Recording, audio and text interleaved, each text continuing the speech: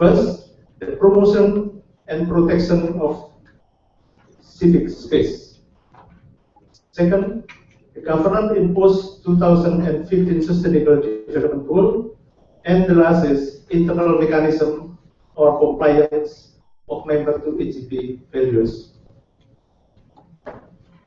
Ladies and gentlemen, there are 179 participants that confirmed to the CSO Day organizing committee. 72 from abroad and the rest from Indonesia. In addition, there are 13 colleges are not able to make it to the event and convey warm regard to us. My gratitude to fellow organizer committee from the Open Government of Indonesia, for team and OGP Independent Monitoring Group. I also thanks to our donors and the government of Indonesia to support to make it happen. On behalf of organizing committee, I thank you all for your investment in time and effort. Again, first CSO Day Asia Pacific and OGP Regional Conference in Bali. Terima kasih. Thank you.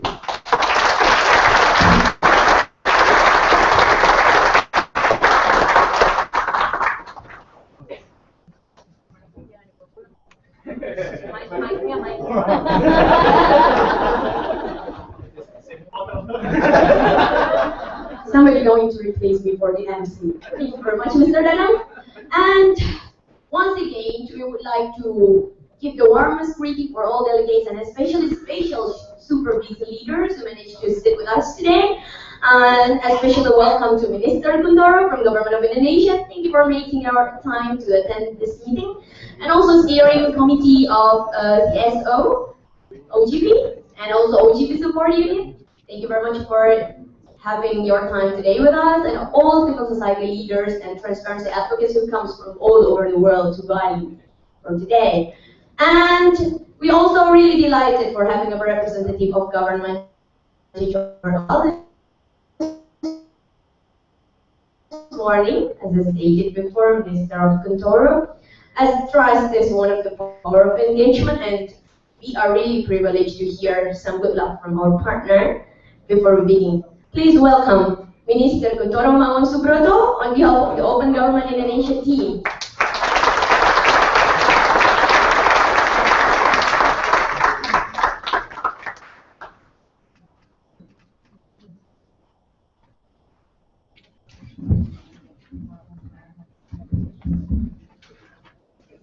Thank you. A very good morning to everybody. Those who over from all over the world. I see many familiar faces here, and I'm so happy. And I'm so happy that this time I can see you here in Bali. But unfortunately, part of our task here is to work, not just for holiday.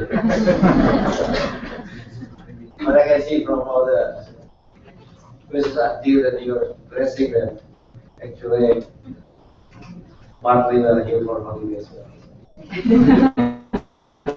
We hope that you can enjoy this beautiful island of Bali. Yeah, no, goddesses. Welcome. This is a very important moment for Indonesia and for all of us. Indonesia as the influence is huge movement that started in 2011. It's really an honor by the trust of all of you to manage this year. Then I still remember when we started this big movement in 2011.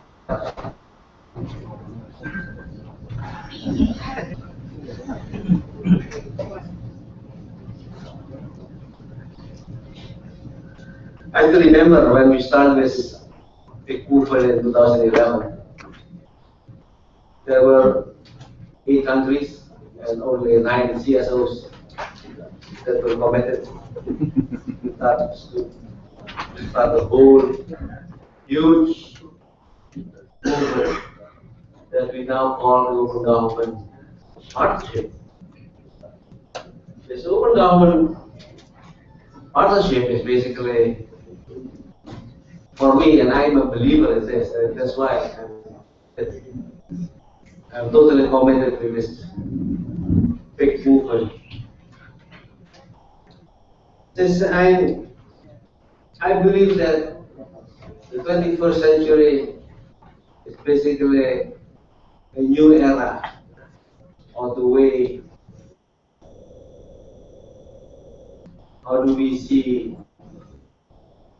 the world and how do we manage this one and only one planet that we live together and share the future of this planet. At that time, the basic premise of this partnership is basically the change on how we cooperate in managing this planet. Before, when it comes to managing this planet, this is basically only government that is involved. The word multilateralism is a word meaning there is a bunch of countries in the so-called one area, the G20, the G77, the G8, the G8 minus 1 that happened just 2 weeks ago or 3 weeks ago. I don't know how many minuses will appear in the near future. I'm really afraid that one day it's just G1.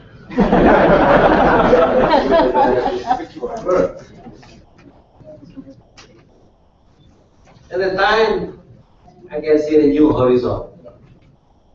And that new horizon is basically the role, strengthening role of CSOs.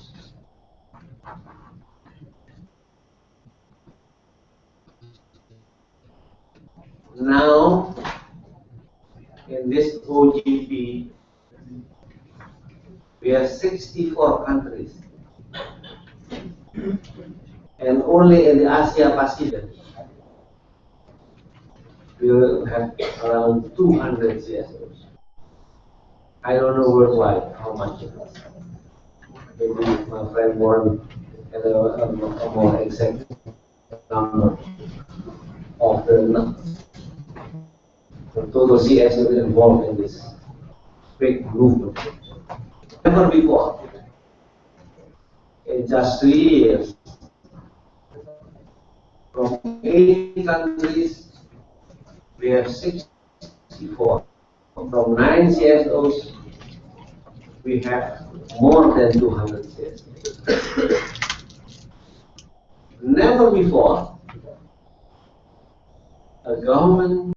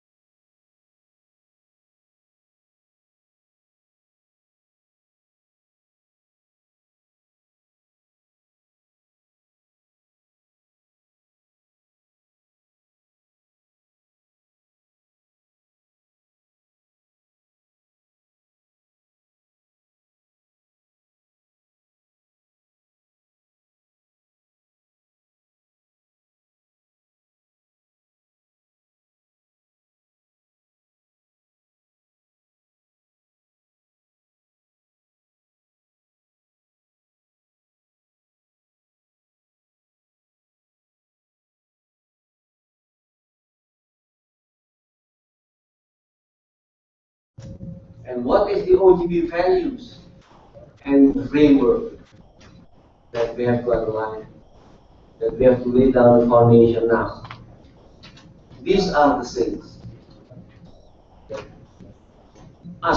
we have to define in these days in Bali. I do hope that we can come up with something that is meaningful and workable. So may I, to end my speech, to propose that we have to define and measure what we are going to advocate in and for all of these issues. Civic space, post 2015, good governance, values and framework. What's your consolidated choice as a group? That will matter. If you are going to talk in concrete units, especially when you interact and engage with more various stakeholders in this conference. Let's embrace an open mind to discuss many of these issues. There will be disagreements.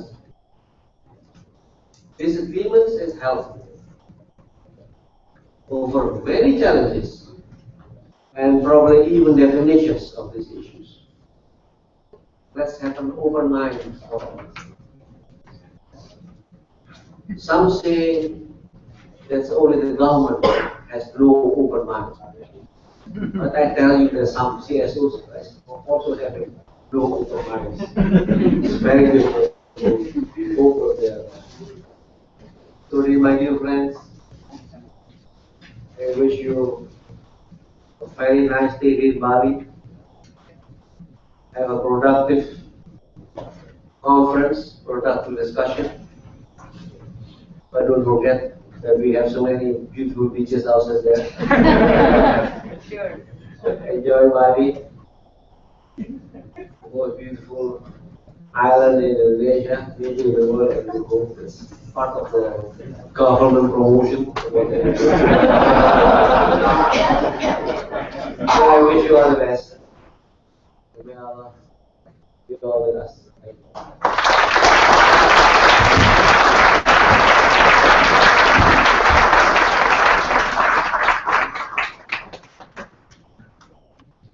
I don't know what happened to this game. I'm not going to say that it's a special medicine or what. Keep it straight.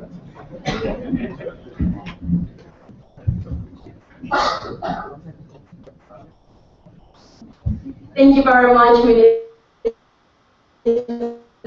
Kuntoro. A really inspiring opening remark from our partner, Indonesia, within CSO. Now we will forward to our first plenary. The theme that we raised for the present moment is visioning the world we want and how we make it using the OGP framework. And I need to add some technical announcement before we proceed again. And today we will have Twitter account as well, and feel free for anyone who wants to do live tweeting with the hashtag CSO and also hashtag OGP Bali. And feel free to mention the Twitter account CSO __ OGP. And the Wi-Fi ID for this room is W1F4, and the password is W14F. Now we can proceed forward. To begin the day of passion and enthusiasm, we would like to invite someone to share excitement and positive spirit in his previous, current, and future work in transparency, which has been highly related to OGP. And I believe everyone in here have ever heard of this man. I even take his profile from Wikipedia. For the Q, He has led many key social projects in the evolution of education in Tanzania and East Africa throughout the last decade with Haki Eliuju. Familiar to many people in Tanzania, especially as a vocal advocate for young people through education and recently with that technology and ICT. He's also a thought leader for much international development in Tanzania who consult with HIPOS, the World Bank, and Center for Global Development. He's also CSO representation at the OGP Steering Committee. And please welcome Mr. Rakesh Rajani.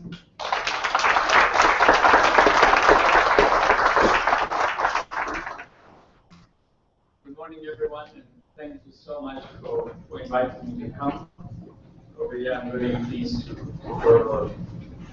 The problem, though, with my friend Paul Toro is that, you see, I'm used to speaking out to ministers, and usually I say the opposite of what they say. But now he takes all my lines. So I don't know what is left to, So it was easier in the days when the ministers used to say, just listen to us, your civil society have nothing to do, then you had something to say. But I'll try. I think the opening remarks from the colleague from TI made a really important point, that it's about people, about people's lives. Sometimes I think, especially those of us in the steering committee and maybe the support unit, we talk a lot about how many commitments made and how many plans there are, and new laws and conferences and so on. And I think it's a really important reminder that at the end of the day, it's not those things that matter, but it is the difference in people's lives. Or rather, how do all the commitments and laws and conferences, such as this one here in the next 4 days, how is that going to make a difference? So what is the most important resource in terms of making open government work for people? What do we need the most? Some people will argue it's financial resources. The words need money behind them. We need to put enough money for the education budget and for health and so forth. And I think that's absolutely true. If our policies are not matched by the budgets, then they are empty words. But others would say, actually, no, what money matters, but what really matters is leadership. And particularly delivery, a leadership that can deliver. I think it is no surprise that Dr. Toro is heading something called the delivery unit. Because it is understood that many, many governments, not only here but around the world, have failed to deliver. So that's perhaps what's more important. And others say, well, yes, but it's actually commitment. That's not. I think all of these are important. But today I want to suggest to you that there is one resource that is perhaps even more important than those, or perhaps it is really important and one we forget. And this one I submit to you is imagination. I think perhaps the most important ingredient we need to make open government work for people is imagination. So let me speak with you about 3 kinds of imaginations or imaginations. So if you are not sitting here, if you are sitting in your home or perhaps in your home village or the community where your parents or grandparents came from, and we were talking about their experience of government, what would they tell you? I wonder those of you who are still lucky to have your grandparents around or have had the fortune like I did to spend time with your grandparents, and you talk to them about their experience of government, what was it? How was it like? I don't know about yours, but let me tell you about mine growing up in Tanzania. Government for me meant somebody who would stop you and ask you for your ID. And if you didn't have that, you would be in trouble. If it was after 8 p.m., you would be asked, what are you doing at this hour? Do you have a special permit to be here outside? Essentially, you have to prove your innocence, to prove what you're doing. Government meant, for my parents who tried with a little shop, tried a little business, had people many different cadres, inspectors, tax people, licensed people, coming and asking questions. They used to have little frames. There, I remember one time, 11 different frames with different licenses that they used to have. I remember one of my earliest memories as a teen, I think I was 12 or 13 years old, perhaps, going with an older friend of mine who had tuberculosis to try to get an X-ray from the government hospital. And being told that the only way that X-ray was going to happen was to pay a price.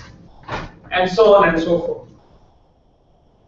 For many of us, for many of our parents and grandparents, for many of our communities, that is what government means. And I think the whole point of the Open Government Partnership is to completely reimagine government. It's not about making improvements. It's not about making the policeman more polite when he stops you, but rather reimagining government in a way that is much more.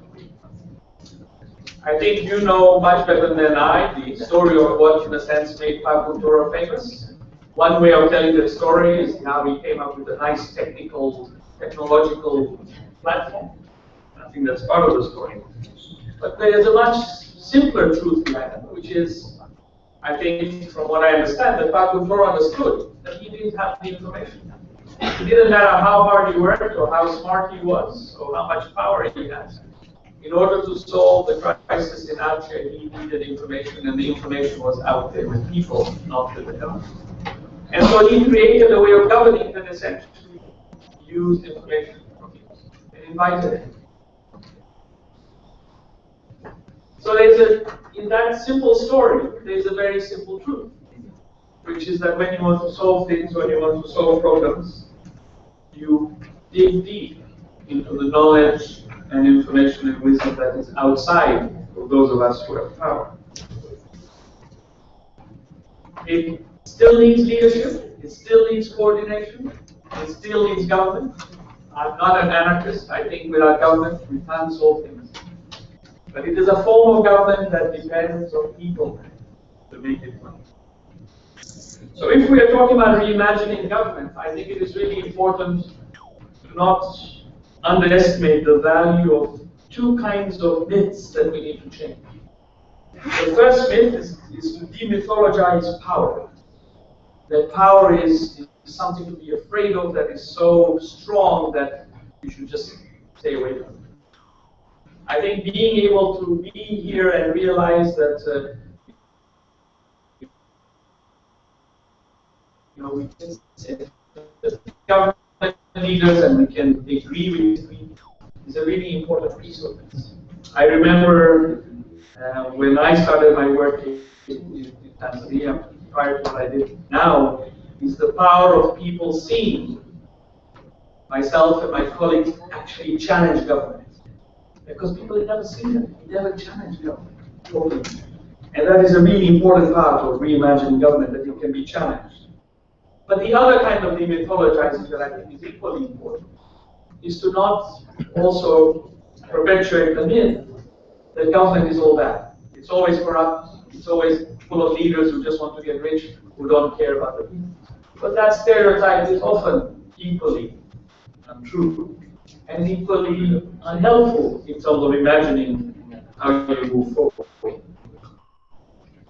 So I think the first work that we have as civil society to do and government is to, not only in our own minds and in our programs, but in the society, in the Indonesian society, in the Asian society, in our global community, to imagine a government that is there for people, with people, responsive to people, in which neither of the two caricatures of the government as all powerful and all knowledgeable, or the government as all corrupt and all uninterested prevail.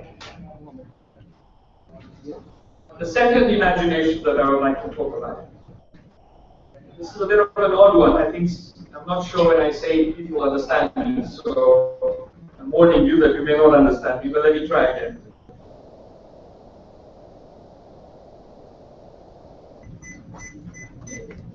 I think a lot of the time people experience authority and government as things are stuck.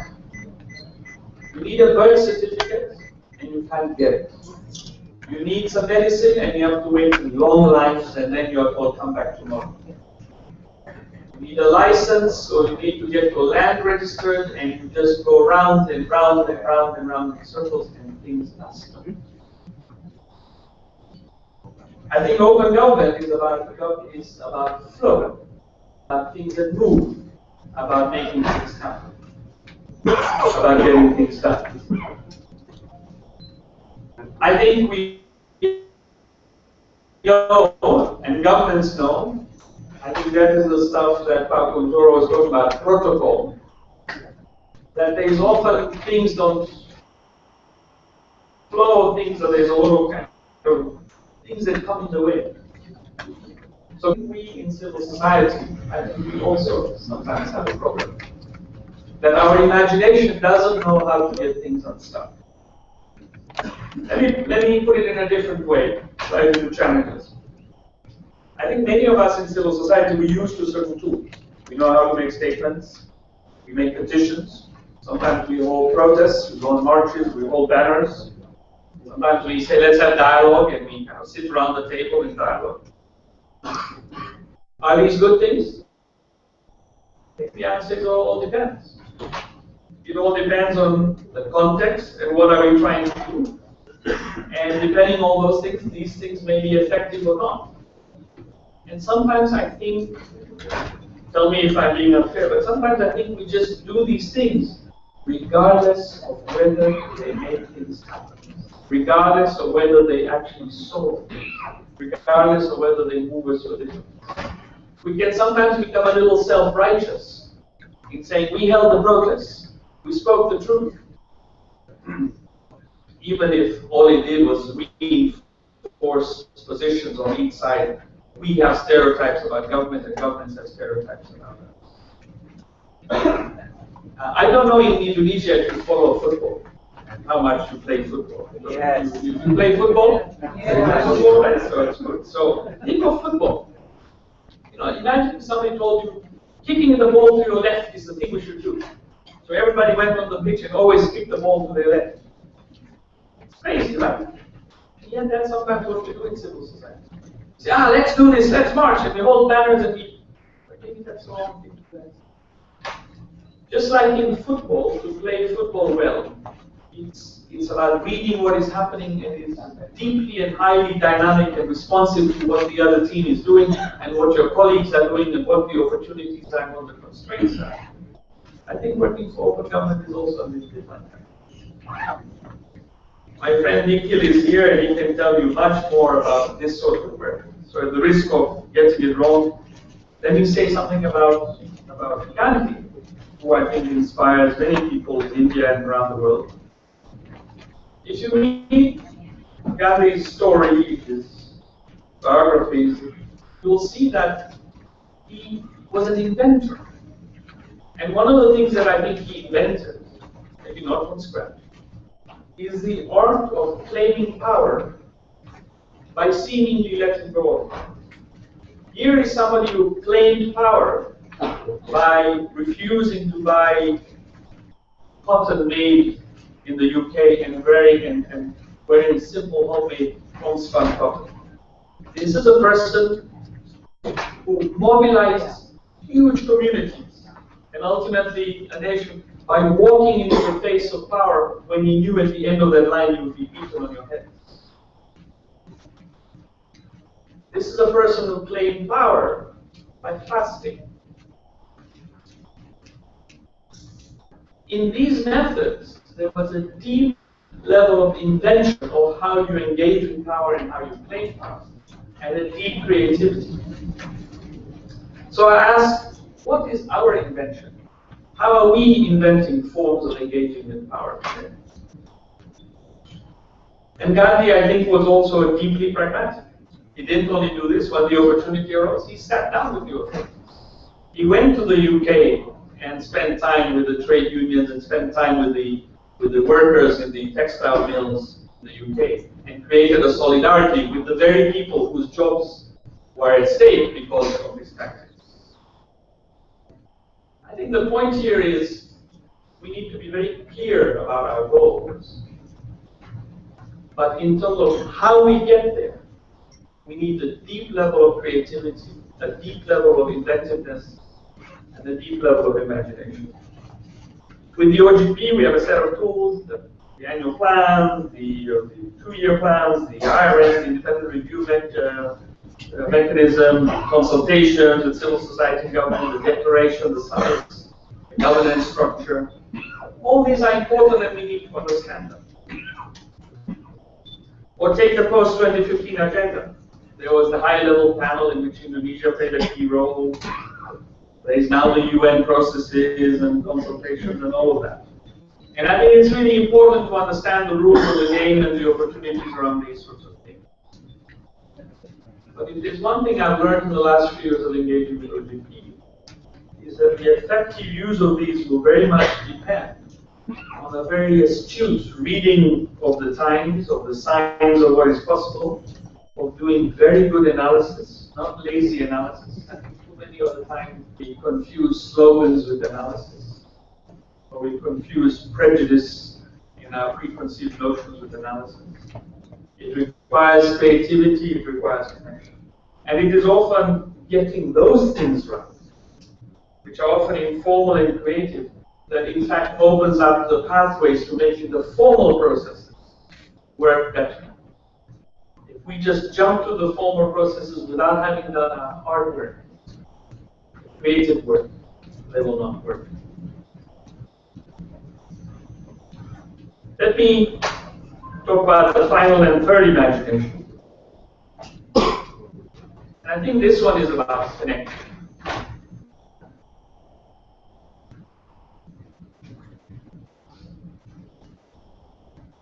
Ultimately, as people said before me, if OGP is about people, then I think at the heart of OGP we need a connection with people. And governments need, of course, a connection with people, but I think we as civil society organizations also need that connection with people.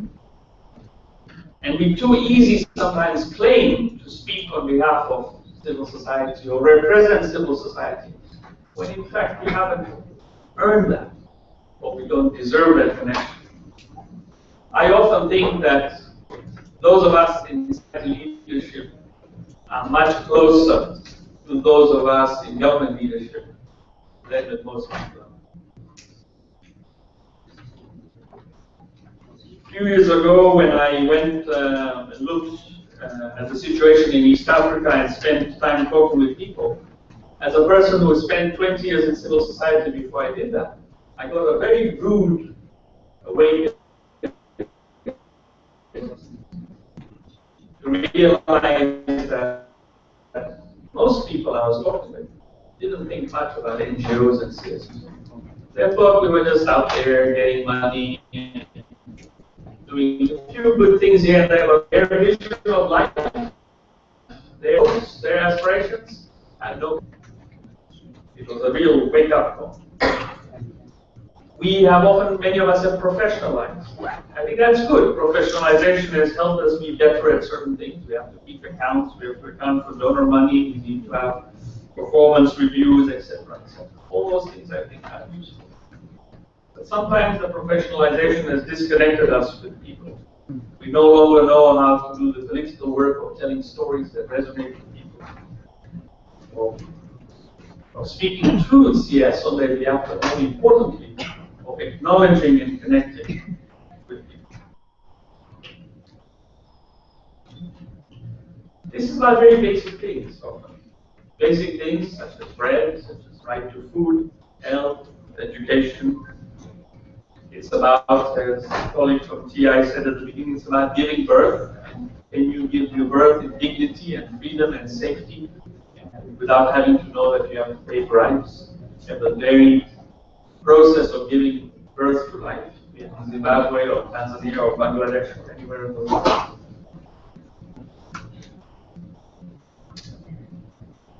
And I think what we as civil society, maybe you don't, but certainly where I come from, I think one of the things we have lost, and to me the OGP is an opportunity for us to reclaim this, is about the humility to be present to that reality of people's lives and the dignity and the indignities that they suffer. And I think that applies to government, but it equally applies to us as civil society. Especially those of us like myself who I think have been lucky enough to have lots of opportunities in life, such that our lives have in a sense moved on and somehow become disconnected with the very people we hope to serve and be of use to. There's a Peruvian theologian called Gustavo Gutierrez who wrote a book, a very influential book in the world. It's an important book called The Theology of Liberation. And in that book he said that no act of charity or giving or making wonderful things happen in people's lives is worth one act of solidarity with the poor. And I think that's a message that I often forget. I think is at the heart of reinventing government. I think OGP is not only about reinventing government, it's also about reinventing civil society. It's about resonance, it's about connection. And I think one of the ways we can, one of the litmus tests of this is how do we treat people who are different from us. That is usually the first sign of the health of a society in terms of doing this. How do we treat not the majority but the minority? How do they, despite having a black president, an inspiring president for many of us as Obama, think of the everyday ways in which black people experience racism in the United States today? Or think about the strong homophobia in Uganda and many, many other countries, where people who are gay and lesbian are treated as third-class people.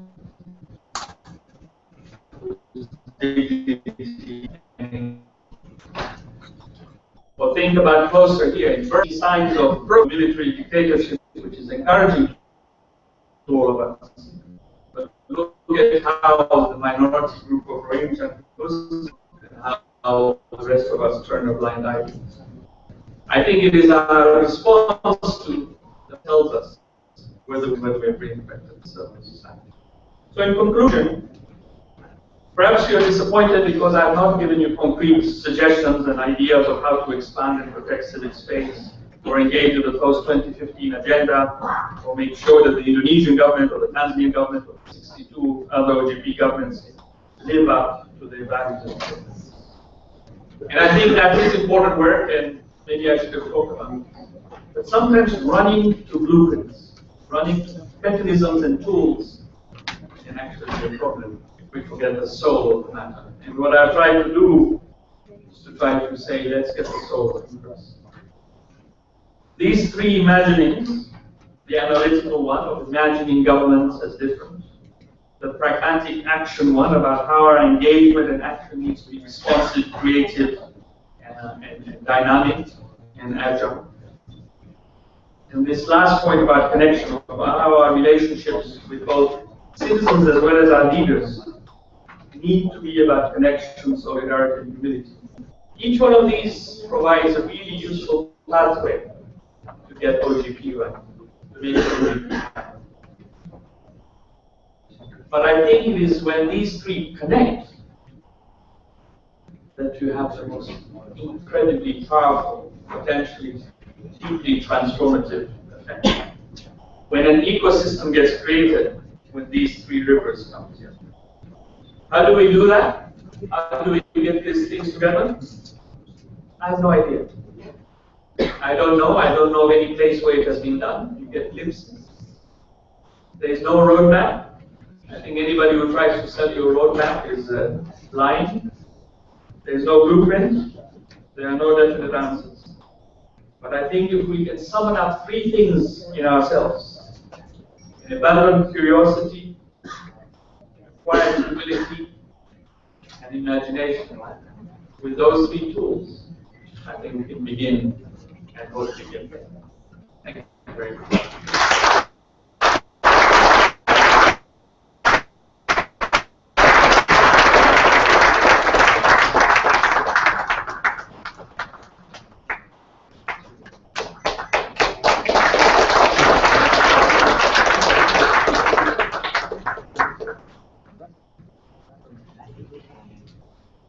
Thank you very much, Prakash.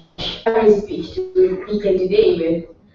And now we are really pleased to hear from someone that without him, this event would never be as good as we hope it is today. And when we're talking about CSOs and open government partnership, I believe everyone here have already known that OGP has an independent civil society coordinator. We have learned so much from his assistance of this person and his extensive knowledge about this region. And I would like to invite the independent CSO coordinator, Mr. Paul Masson.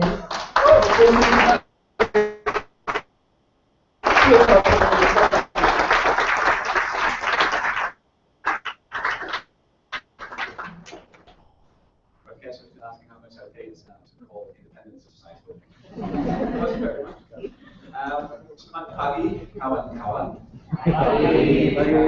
In the early months of 1998, I was a student here in Pisa. I was living in Bandung. And it was also the one and only revolution I witnessed in person. What started as a really small student protest, over a couple of weeks, turned into a nationwide protest against corruption, collusion, toppling a president, which is a big thing to do, and starting a process of reformation. And it's a process we've seen since in countries like Ukraine, Tunisia, and Georgia. If you watch international media, it looked like Jakarta was on fire, and the country was at the brink of civil war. But if you were walking the streets of Bandung, basically what you saw was a celebration of citizenship. You saw a cheerful mood. You saw people actively, openly discussing how they wanted to change their country, what it should look like. If you walked out into the morning to work, you would pass letters every day with new editions of newspapers and magazines, full of information about corruption, company ownership, and the link between government and private sector. The media immediately took the space, the chaos that was out there, and did its job. The rest is history, as they say. Indonesia passed a number of laws that created more civic space, a big concept that Arturo was talking about. Creating more space for civil society, for access to information, for media freedom. Of course, in 2014, a lot of the powerful names you read about in the newspaper are the same as they were there in 1998. But Indonesia definitely is a different country. There is now an anti-corruption committee, which is effectively prosecuting some of those powerful names. There is a vibrant civil society. Things have changed and moved on in Indonesia. And it all started with students thinking, this is not the society we want something different. Today, tomorrow, the days after, we're here to talk about the Open Government Partnership. And some of you in this room are actually already a member of the partnership. And for you, this is an opportunity to learn, to connect, to see from other countries how they are experiencing OGP. But many of you are not yet a member. So, how can this be useful and interesting for you? Well, you can talk to your colleagues from Pakistan, for example, that have been campaigning for a year to get their government to join the Open Government Partnership. Or you can talk to your colleagues from Myanmar, who are working with the government to actually make them eligible in 2016 to join OGP. To me, it's very clear why OGP is civil society. And admittedly, I am biased as civil society coordinator. But without the energy, and the intellect, and the attitudes of civil society to be supportive in this process and be annoying at the same time, OGP would work. But why would you need OGP? I suggest you talk to your colleagues from Mongolia, the Philippines, and Indonesia in the coming days. And they will tell you it's hard, and they will tell you they didn't get everything they wanted. But hopefully they will also tell you that it will give you a guaranteed seat at the table. It's up to you to make sure it's a good seat. They will tell you that it's an opportunity to get commitments planned and delivered. And they will tell you that it will not just be empty words, because there is a mechanism to actually test that these commitments will be delivered. If you look at what OGP has achieved the last 2.5 years, you can now say that Tunisia and Sierra Leone and Brazil have access to information laws. And Peru and Hungary have improved their public. And you can say that Colombia and the US and the Ukraine have joined the Extractive Industry Transparency Initiative. 43 action plans in OGP worldwide have been assessed. What you see is that out of these, almost 1,000 concrete commitments, 29% of them have been delivered in time, and 24% of them have been labeled as potentially transformative, which means these are not just vague little projects and promises, they're real, and they get delivered. So if you ask me, I think OGP is an advocacy opportunity we should take as civil society. So what is needed to really make it work? Many things. Rakesh was already mentioning. And a lot of it comes from being flexible, innovative, creative. If you pick out two things, one is government has to take this process serious, obviously. They cannot see OGP as how some corporates see corporate social responsibility. OGP is not a peer group funded project. It has to be taken serious. It has to be well-resourced. The political leaders have to back the reformers on the inside, and they have to take serious the role of civil society in all the stages of OGP. But, and again, Rakesh was referring to it, we also have to take it very serious as civil society. If we want to be equal partner in this partnership, we have to behave like that. Which means we have to prepare, we have to be strategic, creative. We have to make sure we have people on the inside and people on the outside. People that can talk to government about what commitments we want, and people on the outside that can actually keep the pressure on. We need pragmatic talkers, we need pressuring activists. And I think Indonesia is an example of a country where both come together. We heard it in the introduction, there's here a core team working with the government on the inside, and there is an independent monitoring civil society team on the outside. They have both.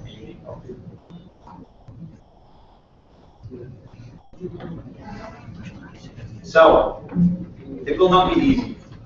I think that's clear. I mean, basically what we're doing is we're reinventing the partnership between government and civil society. And that's a difficult thing to do. It will take a long time to really understand each other's culture, language, context, needs. But if you ask me, I think the glass of OGP is half full, at least. We've seen it work in some countries, some moments, some issues. And it works when all elements come together. When we know what the right actors are, they have the right power, we have the right expertise, we have an open mindset, we have the time to actually do it.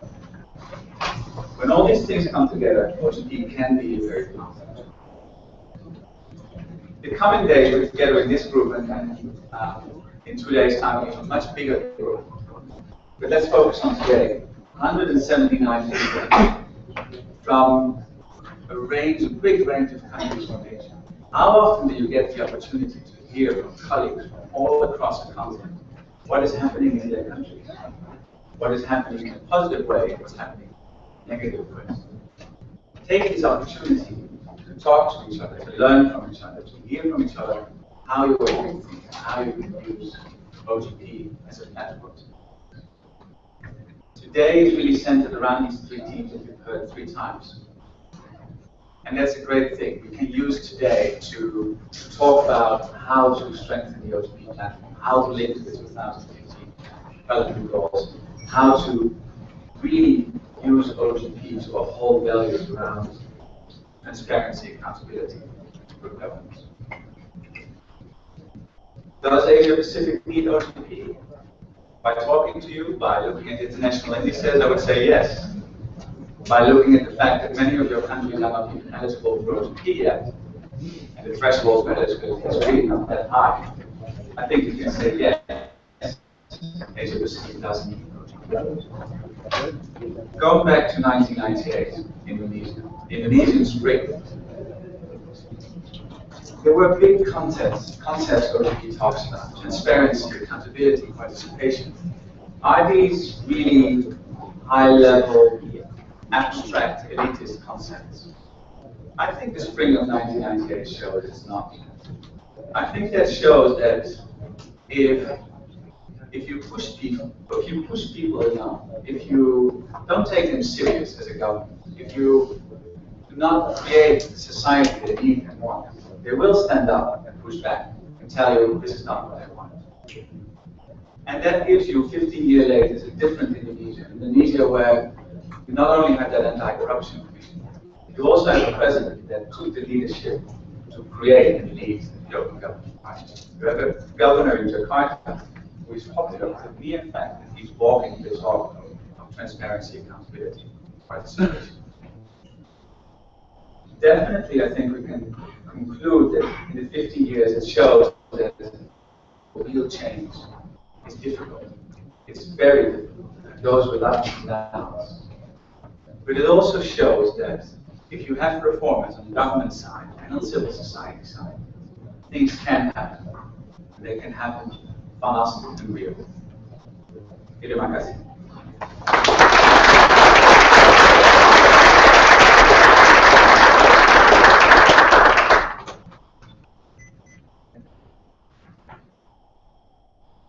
Thank you very much, Paul. There's something here.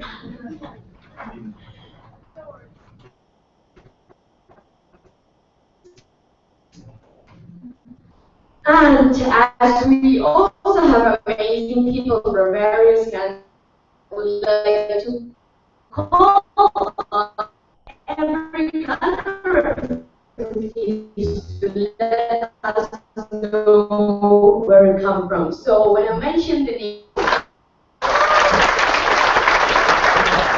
delegates from Kazakhstan.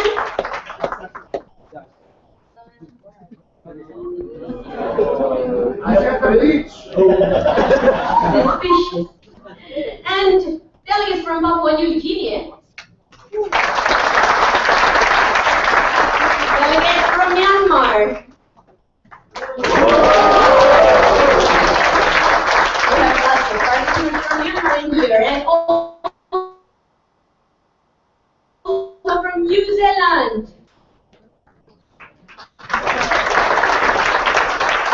From Philippines. From Cambodia, Azerbaijan, Thailand,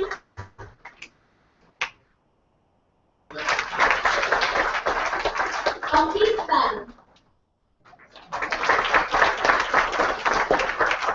Japan,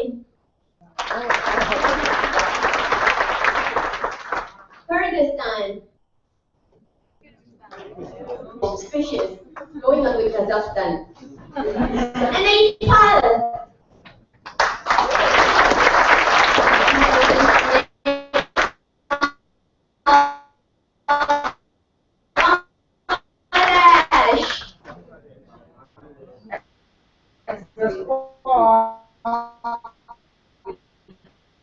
Sri Lanka.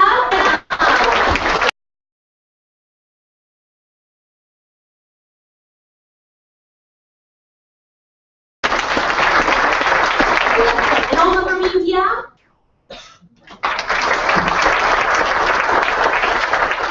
South Korea.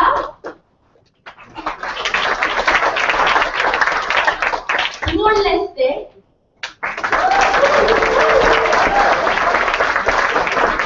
Malaysia. And last but not least, Indonesia. I love count of all the countries participating in this movement. It's amazing. Also, we have OGP support unit here.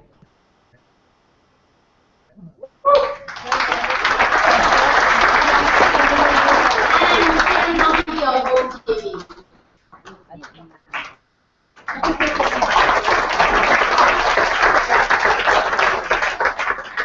So I would like to give the opportunity to Ms. Linda Frey to briefly introduce about OGP support unit.